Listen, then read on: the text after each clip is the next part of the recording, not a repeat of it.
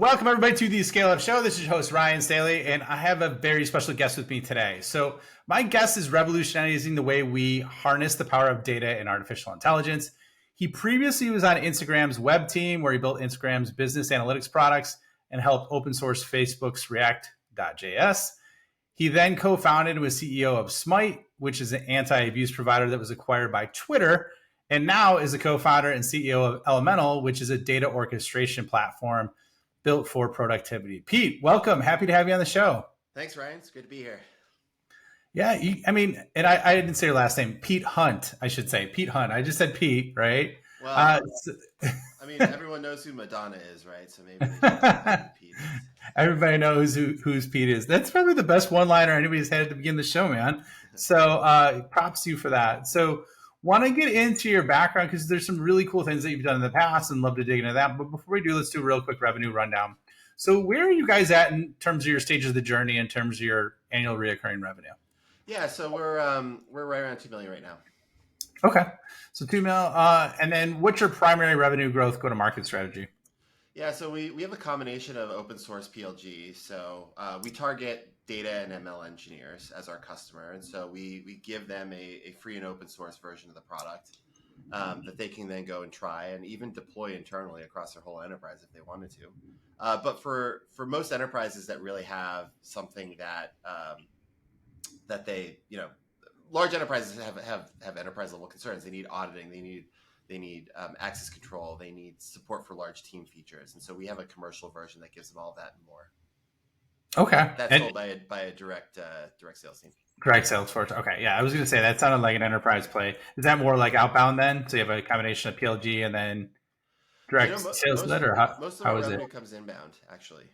Oh, wow. Yeah. So usually what happens is a customer hears about us through some kind of organic channel. They try the open source project, and then they start a sales conversation with us. Okay. Love that. And so then how many people do you have on your team right now? I think I just hired my 45th employee today. Does that seem big? Most people say once they get over 40, it starts to seem a little big. Well, it doesn't seem big yet, but also, the last 5 employees that we've hired haven't started yet. So I think maybe when they actually start in a couple of weeks, it'll be a little bit bigger. Love that. So, Pete/Madonna, how would you describe your solution, like in a couple sentences? Yeah. So we're on a mission to bring software engineering best practices to the data space. So if you take a look at data and how it's used by businesses, they're making incredibly important decisions based on data. They are deciding, who gets a mortgage, who gets prioritized at the hospital. Like, all these are data-driven decisions. And somewhere in that decision-making process, a data engineer has built a data pipeline which takes data from source systems, transforms it, and makes automated decisions, then produces a report or a machine learning model or a dashboard that helps influence or drive those decisions. And the state of the art for a really long time has been to put these data pipelines together with duct tape and chewing gum, or whatever metaphor you want to use for it. And when you think about the importance of these decisions being made and the lack of rigor often that kind of comes with the tools that these practitioners have available to them, it's really a bummer. And so we started the company to basically bring the state of the art of software engineering best practices to build really rock solid, testable data pipelines that you can trust, and bring best in class tooling to data and ML engineers to be able to support the development of that stuff. Okay. Love that. So makes a lot of sense. It is true. There's massive decisions being made now. So it's interesting. And I love your description of like duct tape and chewing gum and the way they're cobbled together. Cause it's, as we talked in the pre-show, it's applicable to so many other parts and so many other types of business or components of business. So last but not least, are you bootstrapped or funded? We're funded. Okay. Have you been funded since day one or no? Yeah. So Sequoia led our seed round, and then Mike Volpe at Index came in for our Series A, and we actually just closed our Series B earlier this year. That was led by Georgian. Oh, congratulations. Okay. Yeah, thanks. So so let's get into kind of how you got to this point, right? So you did some really interesting things over at Instagram and Meta.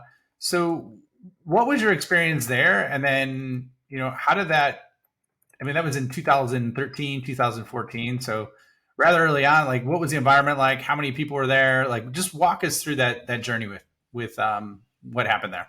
Yeah. So let's rewind a bit. Okay. I was in grad school trying to figure out what I was going to do next. Like I had to get a job. The Social Network, the movie, had just come out. I don't know if you remember that one. Yeah, I remember that. It was a good Yeah, movie. yeah. So and I was like, Facebook, believe it or not, was a really cool product back then. It was not the it was like all the cool kids were on Facebook and they were always using it all the time on Yeah. college campuses. And so I really wanted to work there, and I got an offer. And my mom watched The Social Network. She was like, Mark Zuckerberg doesn't seem like a very nice boy, but I ended up taking the offer anyway. And I had been in a couple meetings with Zuck. By the way, he's a very nice guy. I'm like pro Facebook, pro Mark Zuckerberg. Okay, that's cool. I'll fly the flag. Uh, but so I went to work there and had a really great run there. One of the things that I thought was really fun was I joined the photos and videos team, which was one of the most popular products that Facebook had at the time. And we were very frantically building a mobile app to compete with Instagram that's called Facebook Camera. And one of my first like Silicon Valley experiences was getting the call from the VP engineering, and they called the team in early one morning. They were like, "Hey, we just acquired that competitor that you've been trying to kill for the past 3 months. Like, Oh, get excited." Or past, I don't know, it was longer than 3 months we were working on that thing. But so then we integrated Instagram into the company, and I went over to work on that team, and all those people were super nice and great. And so it was really positive and fun experience working there at that time. okay. Love that. Did you think you were getting fired originally when they said they acquired Instagram or no? Man, it was 2011 in the tech industry. No one ever got fired. What do you think? I know this is totally aside, but what do you think about Threads? I use it. I think it's a very well done app.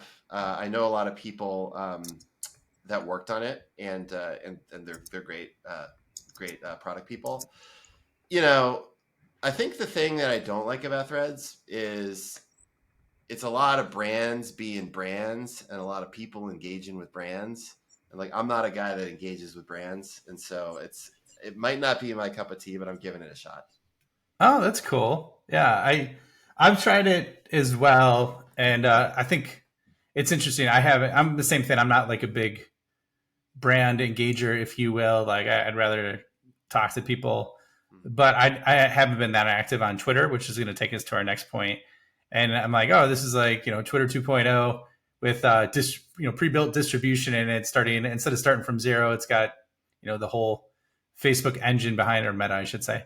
So really interesting. Do you think it's going to surpass Twitter or complement it, or you think it's not going to work out? What's your thoughts right now? I know it's early on. We're like a week into it as time of recording. So Pete's going to bust out his crystal ball, tell us what's going to happen, and then we can revisit this like 5 years from now, whenever what happens. Yeah, it's hard to say.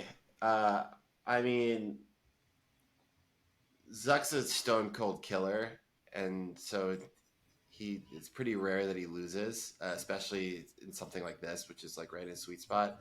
I think my sense is that they're going to evolve separate communities. I think that Twitter will probably continue to be relevant for a long time, but not grow super quickly, or maybe even shrink.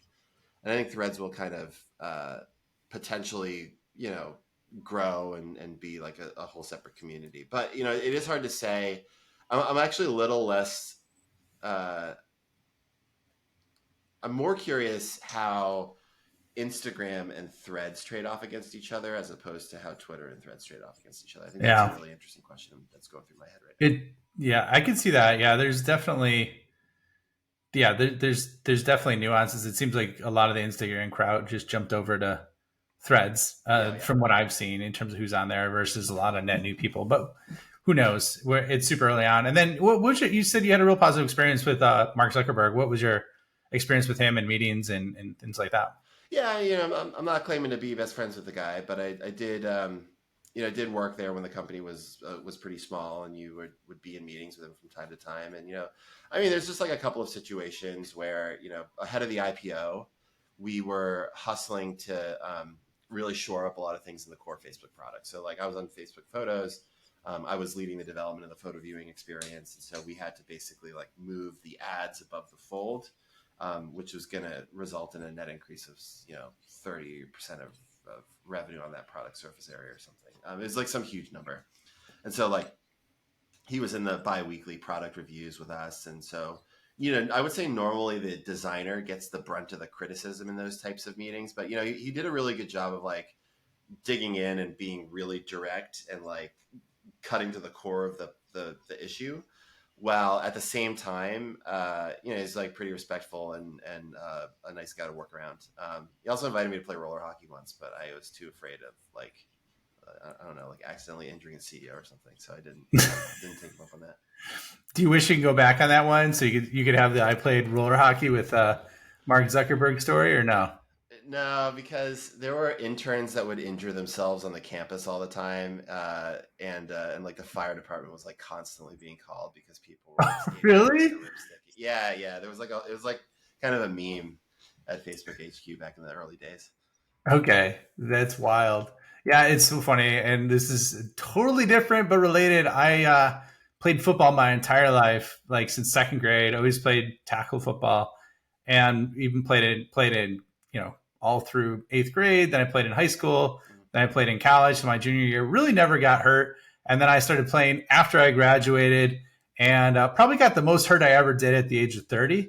And guys were dropping like flies, like broken arm. I mean, you name it. This was like flag, right? Mhm. So it's. I could see why you'd have some apprehension towards doing that, especially if it was kind of like the same environment with the roller hockey. Yeah. No, I feel like once I entered my 30s, it's like, oh, I got up from the chair the wrong way. Now, like, Yeah, it's stitch in so my true. side. What the hell's going So on? true, man. Okay, so let's keep moving along. Those are some great stories. Okay, what about your last company, Smite, right? In terms of that, and it looks like you had. And correct me if this is wrong, but this is just what the interwebs told me, right? It said that you basically sold Smite for 65 mil to Twitter. Is that first of all, A, is that accurate, and then B, what was that experience like? The number was higher, but that's like that's a ballpark, yeah. Okay, Um, cool. So what was that? So first of all, like I guess how did the question that comes to mind is like first of all, how did that happen? And then I got a follow up question that I would love to understand in terms of your journey. yeah, so we let's see. So we did trust and safety as a service, right? So the idea here was I was at Facebook, we acquired Instagram. Instagram plugged in their trust and safety system, or Instagram on like day one plugged into Facebook's trust and safety systems to try to find the spam and abuse. And then we ended up realizing that could make for like a pretty good startup, and so we ended up spinning out an independent company that was building like Facebook style trust and safety tools for everybody else. And so we targeted social networks and marketplaces, and pretty much every social network or marketplace that wasn't owned by Google or Facebook ended up becoming a customer of ours. So like Twitter and Reddit and Quora and Medium and like TikTok and GoFundMe, like those sorts of logos were customers of ours back in the day. And TikTok so was around back then. they're called Musically, but nobody remembers the name Musically. But Okay, they that came that, from the company. that sounds familiar actually. But anyways, go ahead. Sorry, that just struck Yeah, me as odd. TikTok started as Musically, which was a lip syncing app, and they grew very very rapidly globally, but especially in the United States. And so they needed a trust and safety solution that they could pull off the shelf quickly. So they went to us. Okay, so keep going. I didn't mean to interrupt you. That just caught me off guard a little bit. So Yeah. So we ended up building a pretty awesome business. I think we grew it to a couple million ARR in about 3.5 years, which was a pretty fast ramp. But from day one of starting the company, there was this question about, hey, how many social networks and marketplaces are there really? And what we kind of came to the conclusion that we were going to have to expand our TAM in order to survive. And we made a couple swings at it that none of them really landed. And so eventually we had gotten some interest from our second largest customer, which was Twitter, to buy the company. This was back in late 2017, early 2018, if I recall correctly. And eventually we kind of said no for a little bit. But then over time, we started to realize, hey, maybe we should sell the company at this point. And so we sold to Twitter. Okay. So how long did the process take to sell? Um, there's the will they or won't they stage, which for us, I think was like a year. Okay. For other companies, it can take a really long time or it can happen really quick. But for us, I think the first inkling of that was maybe 9 months to a year before it actually And you were happened. only at 2.5 mil when you sold, or were you bigger then? No, we were above that. We had a couple million in revenue. I think it was around like five. Okay.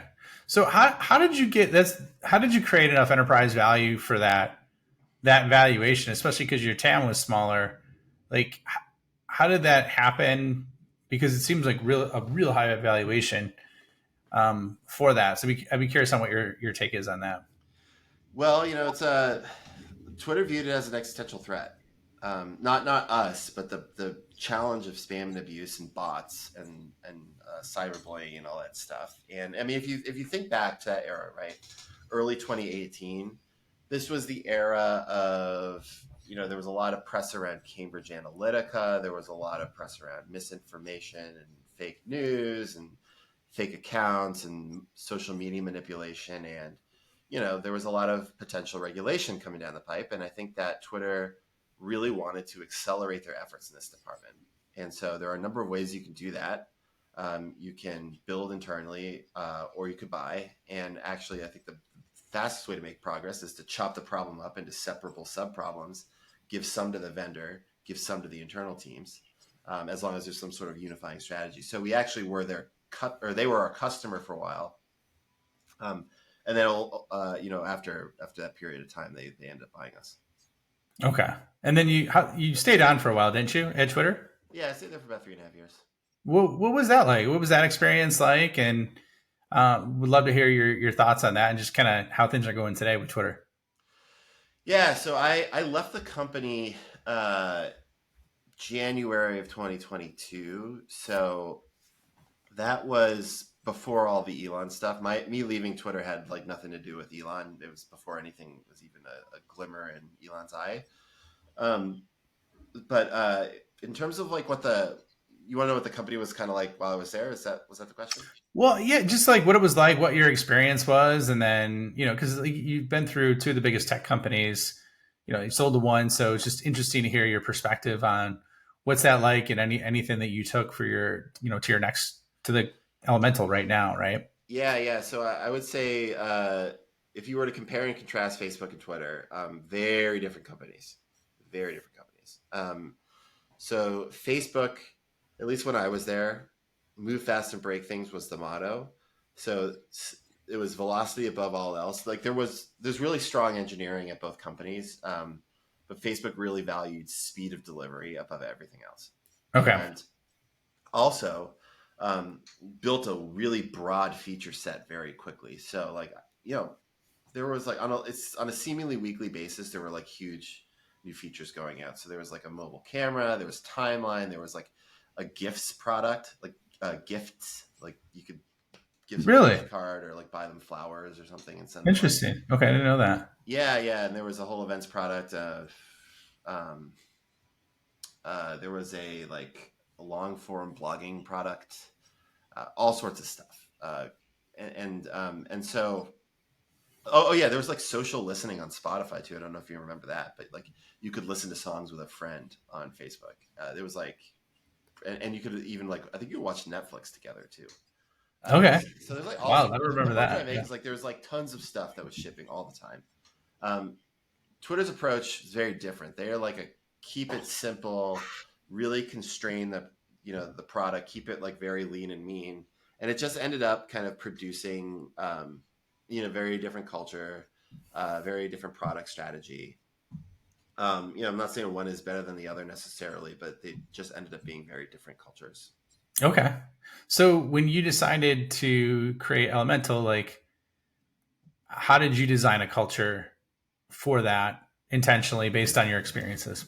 So, the company was actually originally started by Nick Schrock, who was my good friend. And I joined a little later.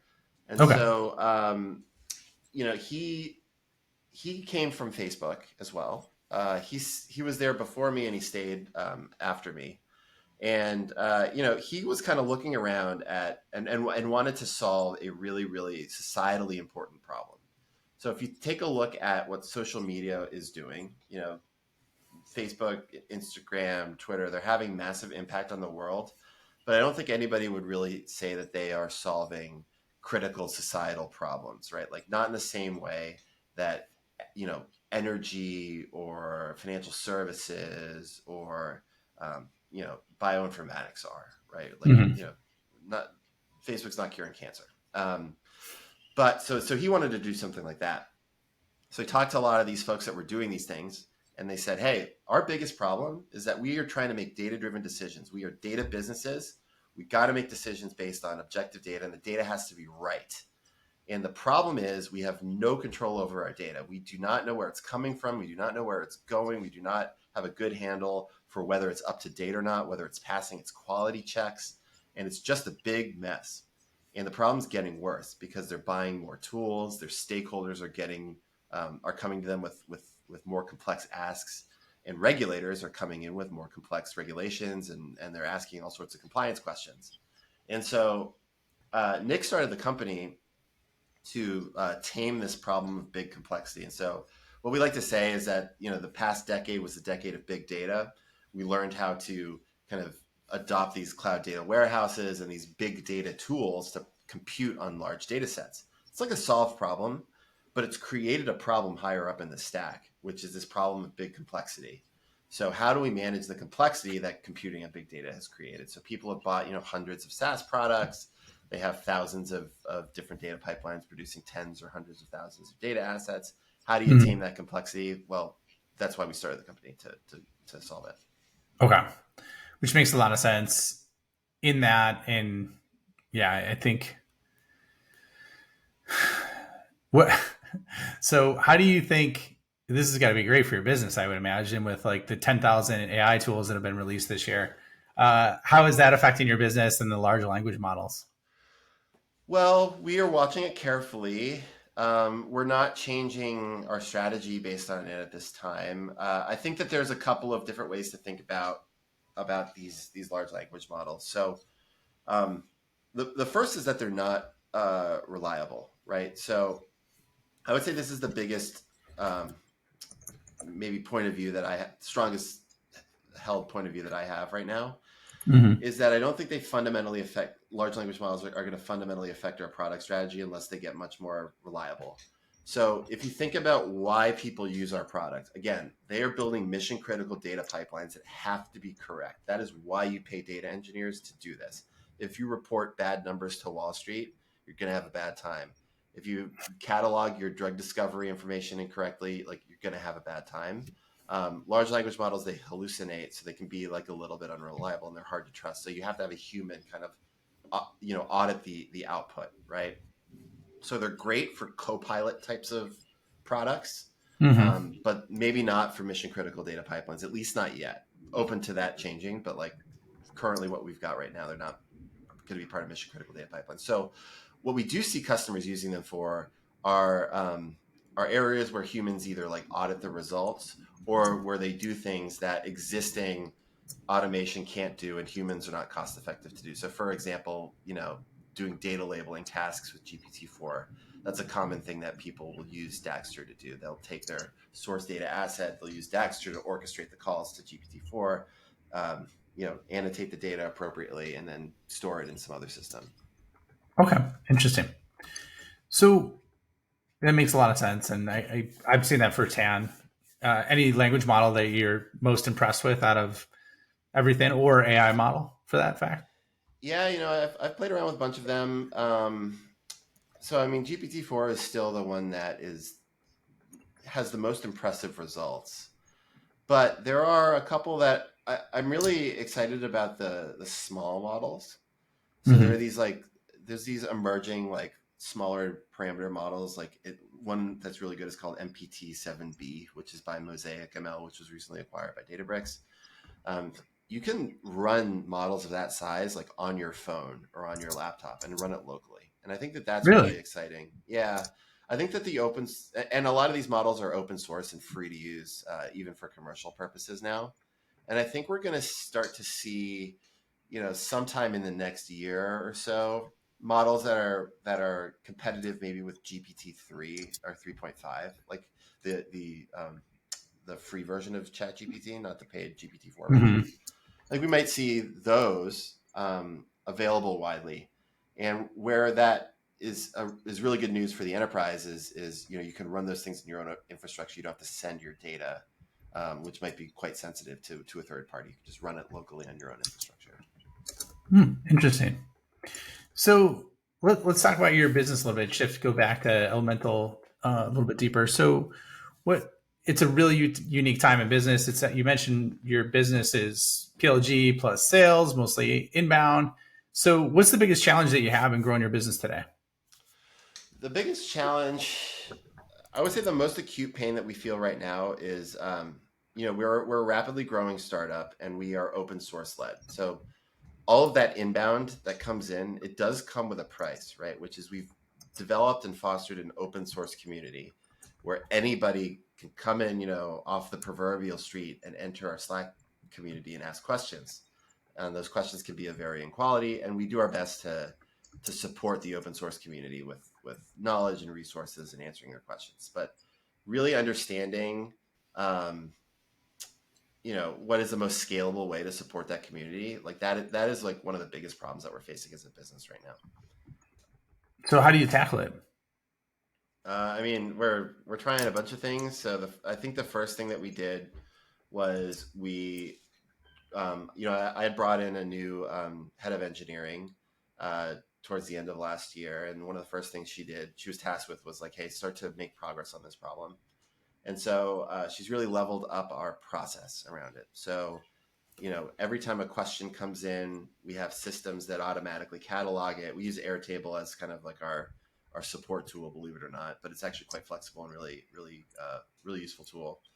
And so our systems come kind of automatically triage it as best as they can using, combination of kind of manual curation, with like a review queue, as well as automation based on keywords. And we even have an ML model that's trained to auto classify stuff. And that generally triages it in the right category, and then we report on the time to solve, and we try to drive our support on calls to hit their SLAs, and that has really helped. We also have an effort that we retroactively look at the last couple of weeks of questions, and we try to turn those into some sort of evergreen and discoverable content. So that can take the form of building a documentation page for it, or it can take the form of hosting a Q&A session on a discussion forum that's then indexable by Google. There's a bunch of different ways that we do it, but largely it's been dialing in our process around that. However, there's still much more work to do. This is actually one of the areas where we are looking at generative AI to help us solve this. So, we're currently experimenting with like GPT-4 to help us make that triaging even better, and help our on calls work more effectively. So rather than like put a GPT-4 powered support bot in front of everybody, which I think is what a lot of people have kind of tried and failed to do, we're viewing Hmm. this as tools to supercharge our support on calls to, That makes a lot of sense. Yeah. yeah. So, what have you done that, or I should say, now that you've gone through the startup game twice, you've also had the big company experience, which is unique. You have kind of the big and small experience. What would you say is the single best strategy you've seen to grow a business, that you would recommend to someone who's creating a startup? The analogy I like to use is running. So I think there's a couple ways that you can get really good at running and run a marathon, right? The first is you can get a coach, you can get really nice sneakers, you can have them video you running and make sure that your alignment of your knees are perfect and stuff like that. And then really work on your mental game and think about, how hard are you going to push at this leg? How can you back off when somebody kind of drifts off of you, etc. The other way you can do it is you can just run a lot.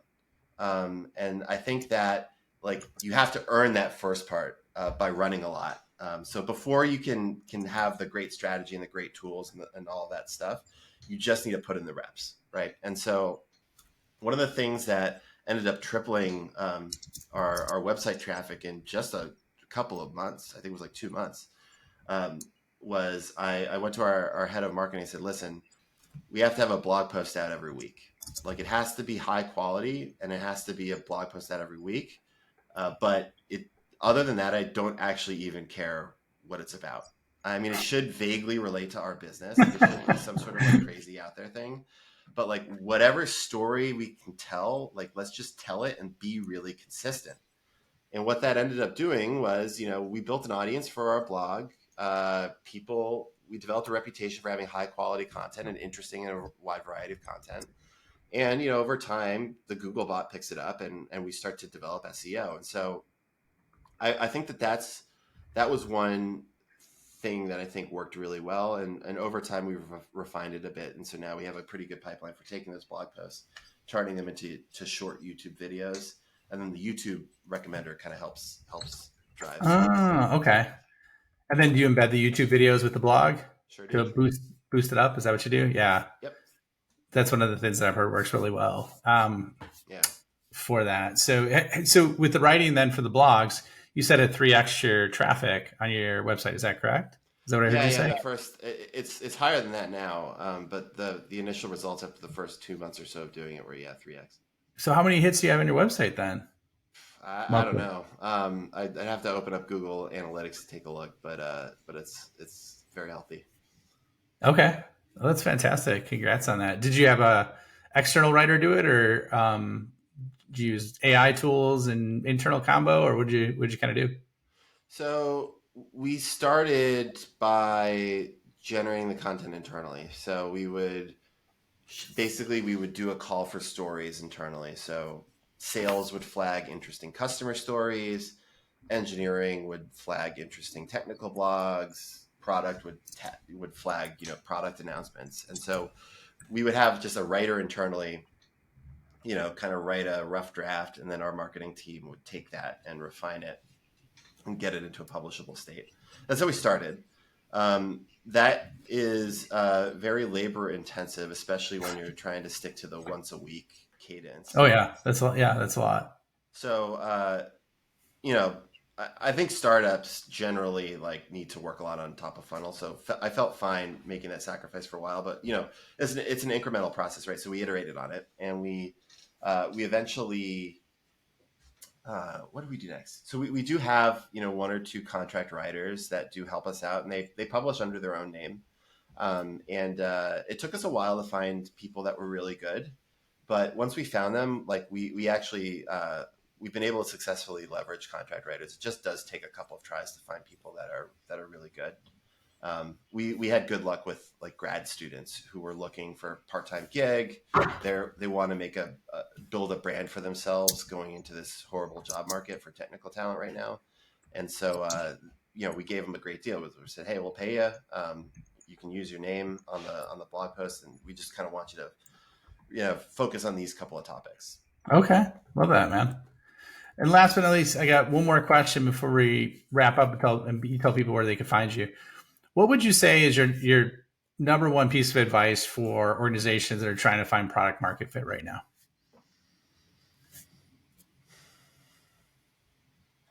Yeah, I mean that's picking the number one is definitely a challenge. I mean, first of all, that thing that I said about just doing something consistently and putting in the reps, like Paul Graham says, do things that don't scale. It's the same thing, right? It's just do the work at the top of funnel. Like at a certain extent, it's a muscle that you have to build, and it takes a lot of repetitive activities to do that. And so I think that every startup founder I've ever talked to, they undervalue the top of the funnel. And so they find themselves trying to catch up and build pipeline too late in the game. So I would definitely try to get ahead of that as much as possible. Yeah, distribution is the new moat. Not the new moat, but what a lot of folks are pointing to. I think the CMO of Zapier highlighted that as just like because of the proliferation and of tools, depending on what you have, and the no code platforms and other areas, he's just like, hey, distribution's like a massive competitive advantage. As you can see with Threads, right? You know, they went from 0 to 100 million users in a week because they had massive distribution already built up. So, Yeah. um, anyways, well, you know what, Pete? I should say Pete, not. I'm not going to call you Pete Hunt. I'm going to call you Pete. Pete, Right. it was an awesome episode. Really love having you on. Where can people find you? Where can they find more about Elemental? And then we'll wrap things up. Yeah, so you should check out the Dagster project website, dagster.io, and we have a community page, dagster.io/community. That's where you can find all the community members, including myself. And I'm search Pete Hunt on Twitter. I'm going to be the first result. So Awesome. yeah. Well, thank you for listening, and I will see you on the next episode. Thanks, Ryan. All right.